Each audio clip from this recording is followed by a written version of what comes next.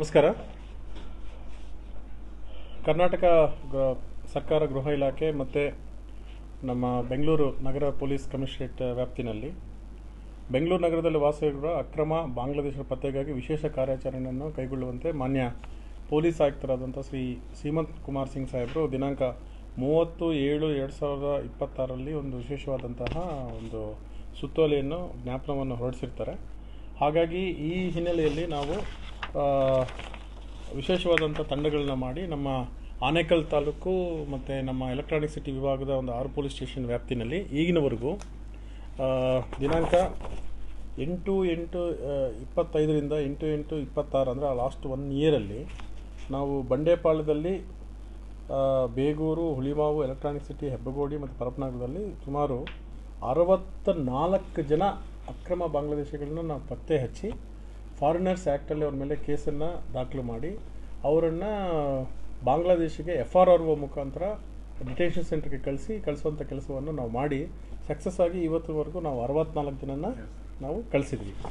ಆದಾಗ್ಯೂ ನಮ್ಮ Anekal electronic city ಭಾಗದಂತಹ ಇರುವಂಥ ಜಾಗದಲ್ಲಿ ಈ ರ್ಯಾಕ್ ಪಿಕ್ಕರ್ಸ್ ಅಂದರೆ ಚಿಂದಿ ಆಯುವಂಥ ಒಂದು ನೆಪದಲ್ಲಿ ತುಂಬ ಜನ ಅಕ್ರಮ ಬಾಂಗ್ಲಾದೇಶಿ ಅವರು ಅಥವಾ ಅಸ್ಸಾಂ ಮತ್ತು ವೆಸ್ಟ್ ಬೆಂಗಾಲ್ ಆಧಾರ್ ಕಾರ್ಡ್ ಹೊಂದಿರುವಂಥ ತುಂಬ ಜನ ಅಲ್ಲಲ್ಲಿ ಶೆಡ್ಗಳನ್ನ ಮಾಡಿಕೊಂಡು ಅದರಲ್ಲಿ ಪ್ರೊಸೆಸಿಂಗ್ ಮಾಡ್ತಾಯಿದ್ದಾರೆ ಅನ್ನೋದು ತುಂಬ ಜನಕ್ಕೆ ವಿಷಯ ಗೊತ್ತಾಗಿದ್ದು ನಾವು ಕಳೆದ 1 ವರ್ಷದಿಂದ ಸತತವಾಗಿ ನಾವು ಕಾರ್ಯಾಚರಣೆ ಮಾಡ್ತಾಯಿದ್ದೀವಿ.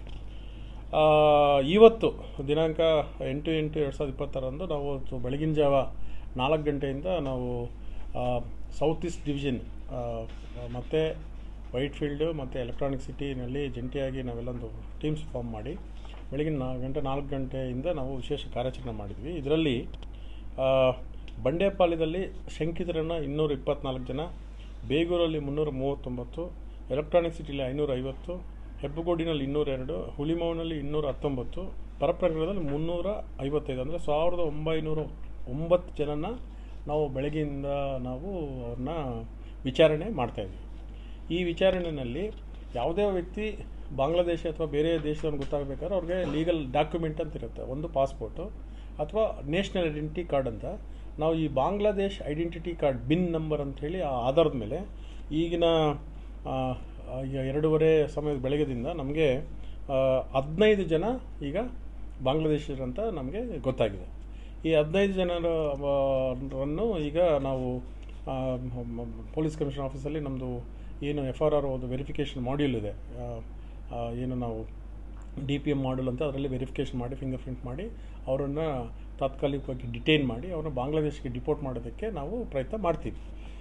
ಅದು ಬಿಟ್ಟು ಸಂಜೆ ಗಂಟ ಈಗ ಯಾರು ನಮ್ಮ ಜೊತೆ ಇರುವಂಥ 1900 ಜನ ಯಾರಿದ್ದಾರೆ ಅವರೆಲ್ಲರೂ ಸಹ ಪರ್ಸನಲ್ ಐಡೆಂಟಿಫಿಕೇಷನ್, ಅದರಲ್ಲಿ ಮಹಿಳೆಯರು, ಮಕ್ಕಳು ಮತ್ತು ದೊಡ್ಡವರು ಇದ್ದಾರೆ, ಟೇಕೇದಾರ್ಸ್ ಯಾರಿದ್ದಾರೆ ಅವರೆಲ್ಲರೂ ವೆರಿಫಿಕೇಷನ್ ನಡೀತಾ ಇದೆ. ನಮಗೆ ಒಂದು ಸ್ಟ್ಯಾಂಡಿಂಗ್ ಆಪರೇಷನ್ ಪ್ರೊಸೀಜರ್ FRRO ಮತ್ತು ಕಮಿಷನ್ ಆಫೀಸಿಂದ ಬಂದಿದೆ. ಹಾಗಾಗಿ ಅವರೆಲ್ಲರಿಗೂ ಊಟ ತಿಂಡಿ ಮತ್ತು ಅವ್ರಿಗೆಲ್ಲ ಇರೋದಕ್ಕೆ ನಾವು ಅವರೆಲ್ಲರೂ ನಾವು ಈ ಕಲ್ಯಾಣ ಮಂಟಪಗಳಲ್ಲಿ ಒಳ್ಳೆ ವ್ಯವಸ್ಥೆಯನ್ನು ಮಾಡಿ ಅದೆಲ್ಲ ವೆರಿಫಿಕೇಷನ್ ಮಾಡ್ತಾಯಿದ್ವಿ. ಇದರಲ್ಲಿ ಯಾರು ಬಾಂಗ್ಲಾದೇಶ ಅಂತ ಗೊತ್ತಿರ್ತಾರೆ ಇವರಿಗೆ ಏನು ನಮ್ಮ SOP ಪ್ರಕಾರ ಇದು ನಡೆಯುತ್ತೆ.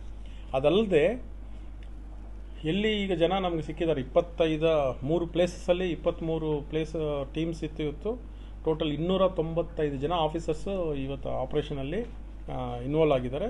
ಟೋಟಲ್ 29 ಕಡೆ ರೈಡ್ ಮಾಡಿದ್ವಿ. ಈ 29 ಕಡೆ ಲ್ಯಾಂಡ್ ಓನರ್ಸ್ ಯಾರಿದ್ದಾರೆ ಇವ್ರಿಗೆ ಅಕ್ರಮವಾಗಿ ನಿಲ್ಲಿಸೋದಕ್ಕೆ ಅವಕಾಶ ಕೊಟ್ಟು ಕರೆಂಟು ಮತ್ತು ಅವ್ರಿಗೆ ಇದು ಕೊಡ್ದಿರ ಅಲ್ಲಿ ಶೆಡ್ಗಳಲ್ಲಿ ತುಂಬ ಅಮಾನ್ಯವಾಗಿ ನಡೆಸ್ಕೊಂಡಿದ್ದಾರೆ. ಮತ್ತು ಹಜಾರ್ಡಿಯಸ್ ಕೆಮಿಕಲ್ಸು, ಪ್ಲಾಸ್ಟಿಕ್ಸು ಅದನ್ನೆಲ್ಲ ಪ್ರೋಸೆಸ್ ಮಾಡೋದು without licence of the pollution control board ಇರ್ಬೋದು, GBA ಇರ್ಬೋದು, ಅಥವಾ ನಗರಸಭೆಗಳಿಂದ ಯಾವುದೋ ಪರ್ಮಿಷನ್ ಇಲ್ದಿರ ಈ ಕಸನ ಸೆಗ್ರಿಗೇಟ್ ಮಾಡ್ತಾಯಿದ್ದಾರೆ. ಹಾಗಾಗಿ ಇವರು ಪರಿಸರಕ್ಕೆ ಹಾನಿ ಮಾಡ್ತಿರೋದ್ರಿಂದ ಅವ್ರ ಮೇಲೆ ನಾವು ಪ್ರಕರಣ ದಾಖಲು ಮಾಡ್ತಾಯಿದ್ವಿ. ಎಲ್ಲಿ ನಮಗೆ ಬಾಂಗ್ಲಾದೇಶಿಗಳು ಸಿಕ್ಕಿದ್ದಾರೆ ಅವ್ರಿಗೆ ಯಾರು ಆಶ್ರಯ ಕೊಟ್ಟಿದ್ದಾರೋ ಅವ್ರಿಗೆ ಫಾರಿನರ್ಸ್ ಆ್ಯಕ್ಟ್ ಪ್ರಕಾರ ಅವ್ರ ಮೇಲೂ FIR ದರ್ಜಾಗುತ್ತೆ. ಸಂಜೆ ಒಳಗಡೆ ಎಲ್ಲ ವಿವರಗಳನ್ನ ಮಾನ್ಯ ಪೊಲೀಸ್ ಆಯುಕ್ತರವರು ನಮ್ಮ ವೈಟ್ಫೀಲ್ಡ್ ಮತ್ತು ಎಲೆಕ್ಟ್ರಾನಿಕ್ ಸಿಟಿದನ್ನು ನಾವು ಪೊಲೀಸ್ ಆಯುಕ್ತರ ಕಚೇರಿಯಲ್ಲಿ ಕೊಡ್ತಾರೆ. ಇದು ನಿರಂತರವಾಗಿ ನಡೆಯುವಂತಹ ಒಂದು ಪ್ರಕ್ರಿಯೆ. ಇದು ನಿರಂತರವಾಗಿ ಇವತ್ತು ಎಲ್ಲ ಕಡೆ ನಡೀತಾ ಇರ್ತದೆ. ಇದು ಇಟ್ ವಿಲ್ ಬಿ ಕಂಟಿನ್ಯೂ. ಈ ಮಧ್ಯೆ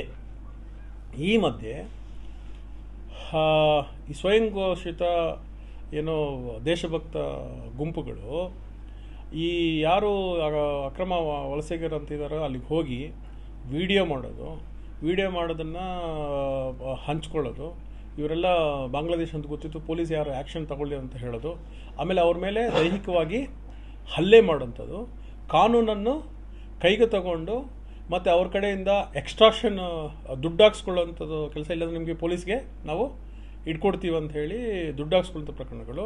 ಅವನೇನು ಮಾತಾಡಿಲ್ಲ ಅಂದರೆ ಅವನ ಮೇಲೆ ಹಲ್ಲೆ ಮಾಡೋ ಪ್ರಕರಣಗಳು ಮಾಡಿದ್ದಾರೆ. ಈಗಾಗಲೇ ನಾವು ಪರಪ್ಪನಗ್ರಹಾರ ಪೊಲೀಸ್ ಸ್ಟೇಷನಲ್ಲಿ ಈ ನಾಗೇಂದ್ರಪ್ಪನವ್ರ ಮೇಲೆ ಕೇಸು ದಾಖಲು ಮಾಡಿದ್ವಿ. ಅದೇ ರೀತಿ ವೈಟ್ ಫೀಲ್ಡಲ್ಲಿ ಸಹ ಅವ್ರ ಮೇಲೆ ಇದೇ ರೀತಿ ಕೇಸ್ಗಳೆಲ್ಲ ಆಗಿತ್ತು.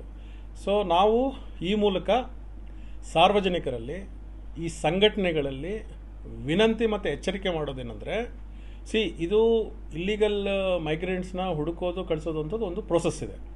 ಅವ್ರ ಹತ್ರ ಆಧಾರ್ ಕಾರ್ಡು ಯಾವುದು ಅಸ್ಸಾಂದು ವೆಸ್ಟ್ ಬೆಂಗಾಲ್ ಇದ್ಮೇಲೆ ಇದನ್ನು ವೆರಿಫಿಕೇಷನ್ ಮಾಡಿ ಅವರು ಇಂಡಿಯನ್ ಸಿಟಿಜನ್ ಆಗಿದ್ದರೆ ಅವ್ರನ್ನ ಯಾರನ್ನು ಇಲ್ಲಿಂದ ಓಡಿಸೋದಕ್ಕೆ ಸಾಧ್ಯ ಇಲ್ಲ.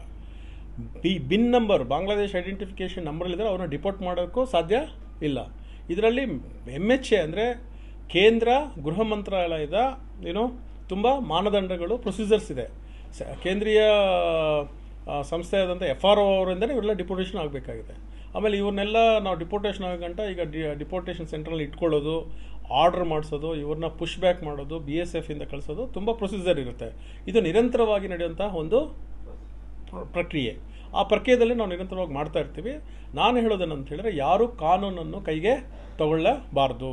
ನಿಮಗೆ ಅಕ್ರಮ ಬಾಂಗ್ಲಾದೇಶಿಗಳ ಬಗ್ಗೆ ಮಾಹಿತಿ ಇದ್ದರೆ ಜಿಯೋ ಲೊಕೇಶನ್ ಸಮೇತ ನೀವು ಅದನ್ನು ಸಂಬಂಧಪಟ್ಟ ಪೊಲೀಸ್ ಸ್ಟೇಷನ್ಗೆ ನೀವು ಇನ್ಫಾರ್ಮೇಷನ್ನು ಕೊಡಬೇಕು.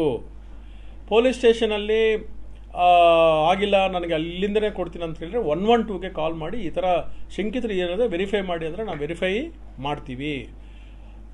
ACP ಇದ್ದಾರೆ, DCP ಇದ್ದಾರೆ, ಕಮಿಷನರ್ ಆಫ್ ಪೊಲೀಸ್ ಇದ್ದಾರೆ, ಗೃಹ ಮಂತ್ರಾಲಯ ಇದೆ. ಎಲ್ಲಿ ಬೇಕಾದರೂ ನೀವು ಅರ್ಜಿ ಮುಖಾಂತರ ಇಡಬೇಕು. ನಾಗರಿಕರಿಗೆ ಅದು ಮುಕ್ತ ಅವಕಾಶ ಇದೆ. ಬಟ್ ವೆರಿಫಿಕೇಷನ್ ಮಾಡೋದು, ಡಿಪೋರ್ಟೇಷನ್ ಮಾಡೋದು ನಮ್ಮ ಕೆಲಸ.